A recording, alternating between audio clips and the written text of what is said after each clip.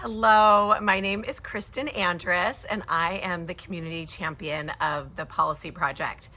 I work with a ton of different nonprofits, but the Policy Project is definitely my favorite, mainly because we are working on statewide policy issues. And so I'm a mom of 6, and we are involved in a lot of different things, but there is nothing in the state that I do that has such a big impact like the Policy Project does. And so I love being a part of it. I love volunteering. I love showing up with my family to do different volunteer service projects and all that stuff. But what I've realized over time is that the work that we do with the Policy Project far surpasses anything that I can do with a typical service project, because we're able to do such incredible statewide work for thousands and thousands of girls instead of just maybe a couple of families or a certain population. So I'm going to talk about the importance of having a life of service. I hope that my life and my family's life really is that, a life of service. And I will say that it is part of the culture of our home and of our family. So it's not what we do, but it's who we are. And who we are is we are a family. We are people that go out and serve and give and love and show up. And not only that, we bring others along with us. We have had an incredible opportunity to get to know families, to really understand barriers on a personal level. And I will tell you that the way that we've been able to do that has been to get to know either families that are in our neighborhood that are different than us, that have different thoughts and backgrounds and religions and lifestyles than us. And we get to know them, we befriend them, we show up for them, and we love them. And that has led us into opportunities of really becoming close to them and understanding service on a really proximate, personal level, which I think makes us so much better as givers and doers in the community. I remember one time we had a 14-year-old boy, and he was an awesome teenager, but he had a lot of anxiety and he had some depression, and it was actually really hard to get him out of his room sometimes. So we would visit his sisters and his mom, and they had a lot of different things going on, but we got to know them really well. And for a year, I would show up at their house and I would say, come out. Like, I would knock on his door, come out, hang out with us, come out. And he just really didn't want to. He had a lot of social anxiety and wasn't really wanting. When we were there, I think he ran away into his room. So one day, after years of really trying to befriend this kid and get to know him and love him, he called me and he said, Christina, because he always called me Christina. And he said, I just can't stop. And I'm like, wait, he's calling me, and I don't think he'd ever called me before.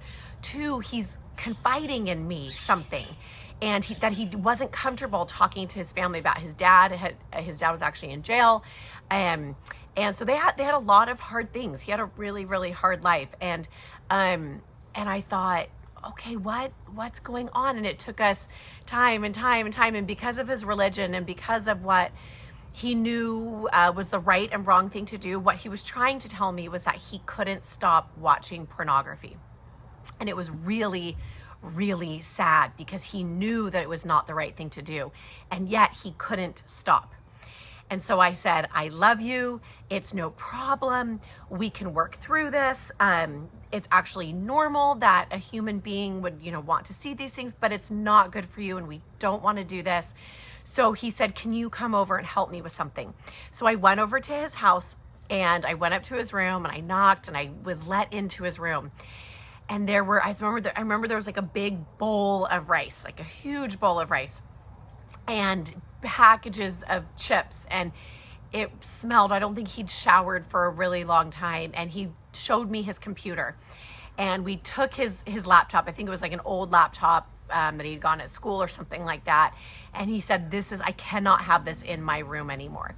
And so we took the laptop and we walked down the 3 sets of stairs down his apartment complex. And there was a dumpster, but it was like a dumpster that was down in the ground a little bit, like halfway down the ground. And so he said, I'm going to do this. I have to stop. I want to tell you, I want somebody to know, because shame, right? And guilt can lead us down to a really, really bad path. And so I said, you can do it. This is amazing. This is the right thing to do. So he took his computer and he smashed it into the dumpster.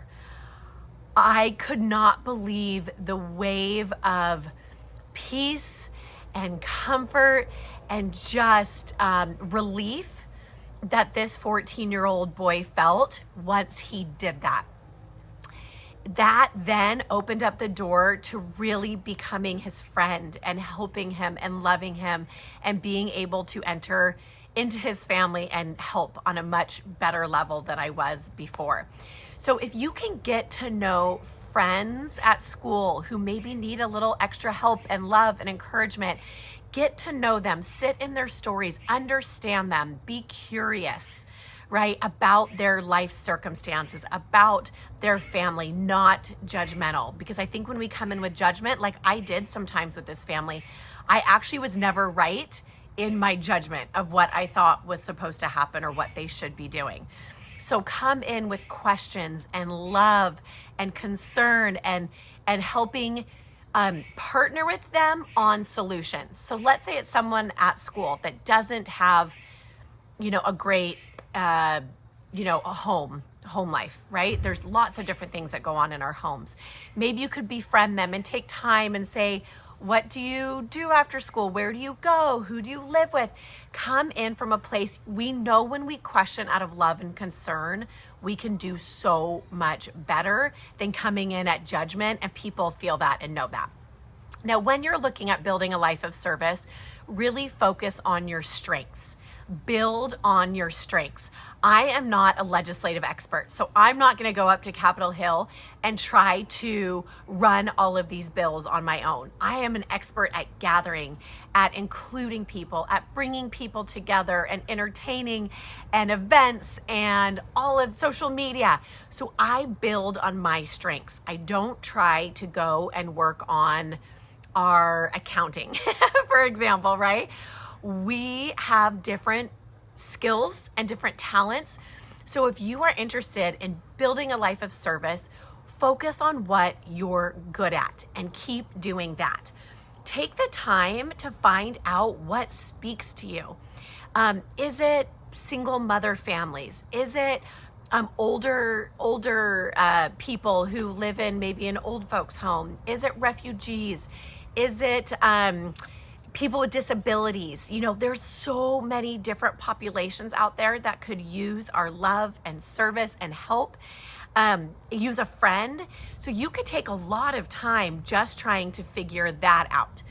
If there's something that you're doing that you're like, this is not for me, you don't have to go do that because it won't be sticky. And what I always say is find your sticky service. What is important? What speaks to you? What is an exciting problem to solve? Where do you feel joy in coming together to find those solutions to try to help something that are barriers, help barriers that are in people's way? So keep whatever you're drawn to, I would focus on that. My goal with my family is to always get my hands, oh my gosh, I have like bugs all over me. I'm in Mexico right now, so I'm like can you tell, a little sweaty and a little itchy. But we are always focused on getting our hands dirty and our hearts broken. Just yesterday, we went out and we visited 5 different families in Punta de Mita, Mexico. And we went out to the grocery store and we bought beans and rice and flour and meat, and we bought all of these things and we made these food bags. And then we actually went out in the heat and the sun to these neighborhoods that these families need a ton of help. And we sat with the families, we gave them the food, we sat with the families and we sat in their stories. And I will tell you, we got our hands dirty and our hearts broken. We understood what some of these families were going through. And by the way, they were all going through really, really different things. But when we go to Mexico, when we go to wherever we go in the world, we always look for a place to serve because it is a life of service for my family. And I will tell you, it is one of the best days of our whole vacation. So I know you're probably not planning vacations right now, but if you go to St. George, if you go to, wherever you go, even Bear Lake or Vegas, wherever, you can find a place to give back, and you could be the ringleader in your family to create that culture of service for your family and really just make it about what you do. Now, we are not experts, right? Our group is the first to say that, but we can learn. Our group and me and my family, we are always in a place of learning. We are trying to understand issues right now. We have the Israel and Palestine war going on. I'll tell you, I haven't done more reading and research and trying to understand. Not that I have a solution, but I want to be aware. I want to be educated. I want to understand the stories, right, of both sides so that I come in curious and not judgmental. But I will tell you that as you learn stories of people and as you're out building a life of service, and it really is that, it is building steps upon steps of building a life of service. It doesn't come on its own. Generally, life is all about us. So we need to build, we need to create a life of service. There is no better life out there. I promise you that. You will be more fulfilled. You will be happier. I heard a quote about happiness is, now this is the